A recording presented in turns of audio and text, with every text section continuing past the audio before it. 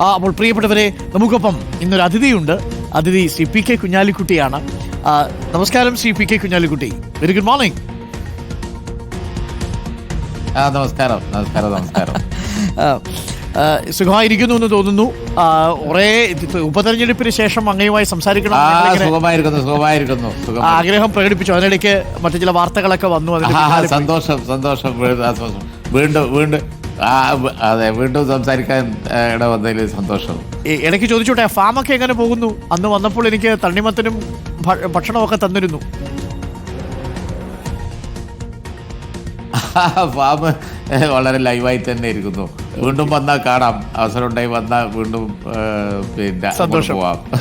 Shri P K, നമ്മൾ ഇനി ഒരു വിഷയത്തിലേക്ക് വന്നാൽ, ഇപ്പോൾ ചൂടേറിയ വിഷയം പി കെ കുഞ്ഞാലിക്കുട്ടി മന്ത്രിയായിരുന്ന സമയത്ത് കൊണ്ടുവന്നൊരു വലിയ ആശയമായിരുന്നു സ്മാർട്ട് സിറ്റി. 2005 ഉമ്മൻചാണ്ടി സർക്കാർ കൊണ്ടുവന്നൊരു വലിയ പദ്ധതി വന്നപ്പോൾ തന്നെ വലിയ വിവാദങ്ങൾ വന്നു. അന്ന് ഫ്രീ ഹോൾഡ് ആയിരുന്നു വിഷയം. പക്ഷേ ഒരു വലിയ ഐഡിയ ആയിരുന്നു ആ സമയത്ത്. ആ പദ്ധതി പിന്നീട് 2007 സ്മാർട്ട് സിറ്റി പദ്ധതി VSന്റെ കാലത്ത് ഫ്രെയിം വർക്ക് എഗ്രിമെൻ്റ് ഉണ്ടാവുന്നു. 2011 2 പാട്ടക്കരാർ വഴി അത് സർക്കാർ കൊടുക്കുന്നു. ആ വിവാദങ്ങളെല്ലാം തൽക്കാലം അവസാനിച്ചു. പക്ഷെ അതിനുശേഷം എന്ത് സംഭവിച്ചു എന്ന് നമ്മൾ ആരും യഥാർത്ഥത്തിൽ അന്വേഷിച്ചില്ല. കുറേ കാലമൊക്കെ നമ്മളും പോയി. പക്ഷേ ഇപ്പോഴാണ് അറിയുന്നത്, അവിടെ പ്രതീക്ഷിച്ചതിൻ്റെ 10-1 പോലും ഈ ടീകോമിന് നടപ്പാക്കാൻ സാധിച്ചില്ല. അങ്ങയുടെ കൂടി ഒരു ബ്രെയിൻ ചൈൽഡ് ആണല്ലോ ഈ സ്മാർട്ട് സിറ്റി എന്ന് പറയുന്ന പ്രോജക്റ്റ്. എന്ത് സംഭവിച്ചുവെന്നാണ് അങ്ങ് കരുതുന്നത് ഈ സ്മാർട്ട് സിറ്റി വിഷയത്തിൽ? അല്ല, നമ്മൾ സത്യത്തിൽ ദുബായ് ഗവൺമെൻറ്റിൻ്റെ കീഴിലുള്ള ഇൻവെസ്റ്റ്മെൻറ്റ് കമ്പനികൾ ലോകത്ത് മറ്റു രാജ്യങ്ങളിൽ ഇൻവെസ്റ്റ് ചെയ്യാനുള്ള ഒരു തീരുമാനം, നയപരമായ തീരുമാനം അവിടെ എടുത്തു. അപ്പോൾ നമ്മൾ ഓടിച്ചെന്ന് ഗ്രാബ് ചെയ്യായിരുന്നു.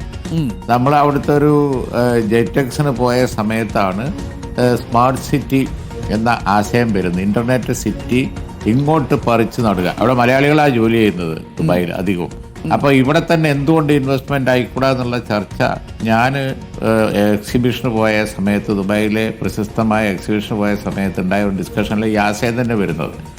അത് പെട്ടെന്ന് ഡെവലപ്പ് ചെയ്ത് ഞങ്ങൾ 2003-2004 കാലത്ത് തന്നെ അത് ഡെവലപ്പ് ചെയ്ത് ആ ഐഡിയ യാഥാർത്ഥ്യമാക്കി ഇൻവെസ്റ്റ്മെൻറ്റ് ഡിസിഷൻ എടുത്ത് ആ ഇൻവെസ്റ്റ്മെൻറ്റ് ഡിസിഷൻ്റെ ഒരു എഗ്രിമെൻറ്റിൻ്റെ ഒരു ഫോം ഉണ്ടാക്കി വെച്ച ആ സമയത്ത് ഇലക്ഷൻ വന്ന് നമ്മുടെ ഗവൺമെൻറ് പോയി.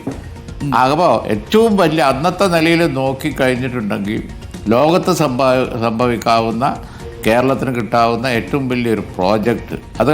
അതുകൊണ്ടാണ് കൊച്ചിയിൽ വലിയ ഡെവലപ്മെൻറ്റ് വരും, സിംഗപ്പൂരാവും എന്നൊക്കെ വന്ന് വാർത്തകളൊക്കെ വന്നത്. അത് യാഥാർത്ഥ്യമായിരുന്നു.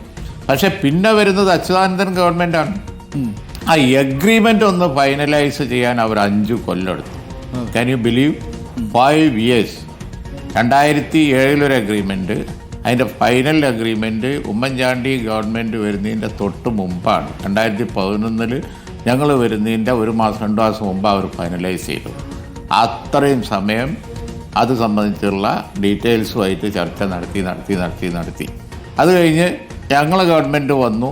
ഞങ്ങൾ വിത്തിൻ നോ ടൈം, ഉമ്മൻചാണ്ടിയും ഞങ്ങളുണ്ടായിരുന്നു, ബാക്കി വ്യവസായികളൊക്കെ ഉണ്ടായിരുന്നു, മിസ്റ്റർ യൂസഫ് അലി സാഹിബ് ഉണ്ടായിരുന്നു. അവരൊക്കെ ഞങ്ങളെല്ലാം കൂടി പോയി അവിടെ ഏറ്റവും ഹയസ്റ്റ് ലെവലിൽ ഗവൺമെൻറ് റൂളർ ആ ലെവലിൽ തന്നെ ഞങ്ങൾ ചർച്ചകൾ നടത്തി, സ്പീഡപ്പ് ചെയ്തു. കുറഞ്ഞ സമയത്തിനകം ബിൽഡിംഗ് വന്നു. അന്ന് കൊടുക്കാവുന്ന അത്ര ജോലി കൊടുത്തു. ഞങ്ങൾ ഇനോഗ്രേറ്റ് ചെയ്തു.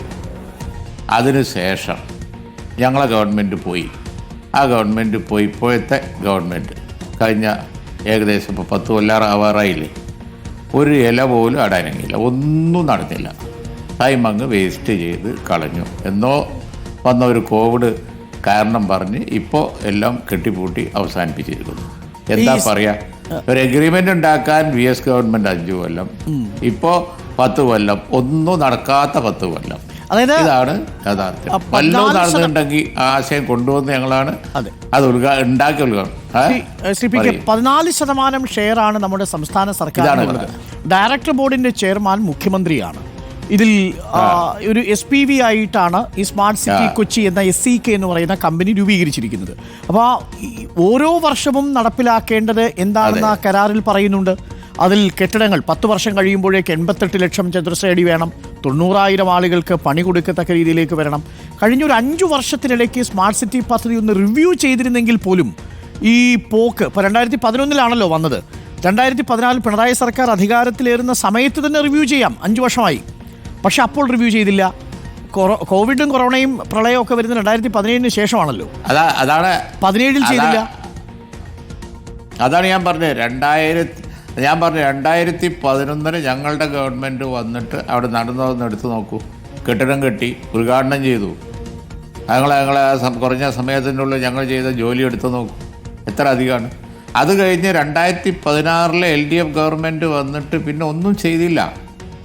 ഇതുവരെ ഒന്നും റിവ്യൂ, അതാണ് പറഞ്ഞത്, ഒരു റിവ്യൂ നടത്താൻ അവർ 4-5 കൊല്ലം എടുക്കും. ഞങ്ങളിപ്പോൾ ഉമ്മൻചാണ്ടി ഞങ്ങളെല്ലാവരും കൂടി പോയി ദുബായിൽ പോയി ചർച്ച, അങ്ങനത്തെ ഒരു മീറ്റിംഗ് അവർ നടത്തിയിട്ടുണ്ടോ? വല്ലതും ചെയ്തിട്ടുണ്ടോ? എല്ലാം ഒന്നും ചെയ്യാതെ 10 കൊല്ലം കഴിഞ്ഞതിന് ശേഷം ഇപ്പോൾ വിചിത്രമായ തീരുമാനമെടുത്ത് എല്ലാം കെട്ടിപ്പൂട്ടി. ഇതിൽ ഞാൻ ചീഫ് സെക്രട്ടറി